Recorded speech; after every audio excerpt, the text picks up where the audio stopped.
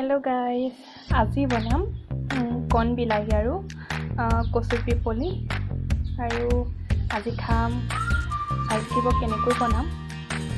আৰু এইখিনি গোটেইখিনি কুটি এতিয়া কুকাৰত কণ বিলাহীখিনি নিদিওঁ, সেই কচুখিনি দিম, এনেকৈ দি দিম কুকাৰত এটা সজা মাৰি দিম।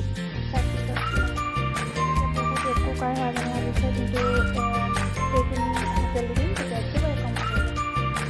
কেৰাহী গৰম হৈ আছে, ইয়াত দিম খুব কম পৰিমাণে তেল।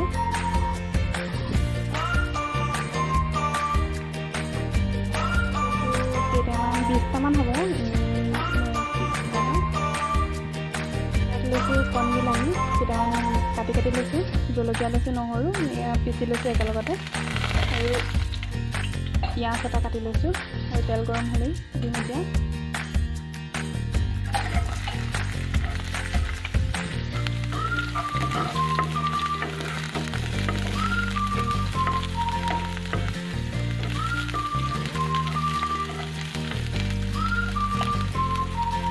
পিঁয়াজ কেইডোখৰ ৰঙা হোৱালৈকে ভাজিম।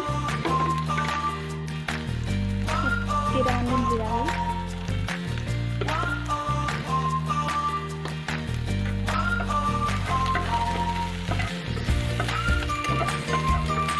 পিঁয়াজখিনি ৰঙা হৈ আহিছে যিহেতু এতিয়া দি দিম আদা, নহৰু আৰু জলকীয়াখিনি। জলকীয়া মই 4-5টামান লৈছোঁ।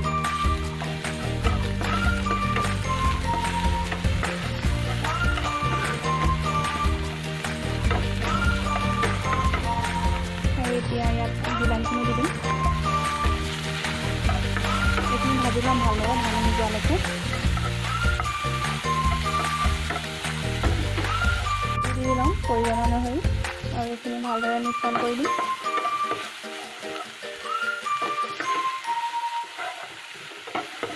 ল' ফ্লেমত ৰাখিব, তেতিয়াহে ভালদৰে এইখিনি সিজি যাব। একেবাৰে ভাজি যোৱালৈকে সিজাই ল'ম ভালদৰে। এতিয়া সিজি গৈছে, আৰু ইয়াত দি দিম কচুখিনি। ইয়াত পৰিমাণ অনুসৰি নিমখটো দি দিম,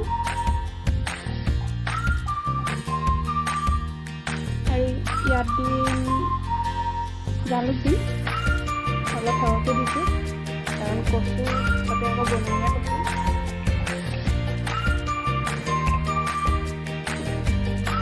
দেখিবলৈ বেয়া যেন হৈছে, কিন্তু খাবলৈ খুবেই টেষ্টি হ'ব। একেবাৰে পানীখিনি শুকুৱাই দিম।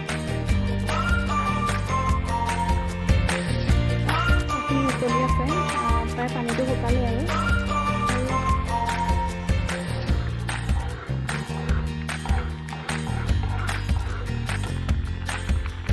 কালাৰটো ভালদৰে ওলোৱা নাই ইয়াত, কিন্তু বৰ ধুনীয়া কালাৰ হৈছে।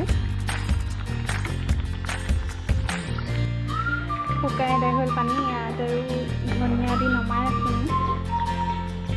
পানীখিনি একেবাৰে শুকাই গ'ল।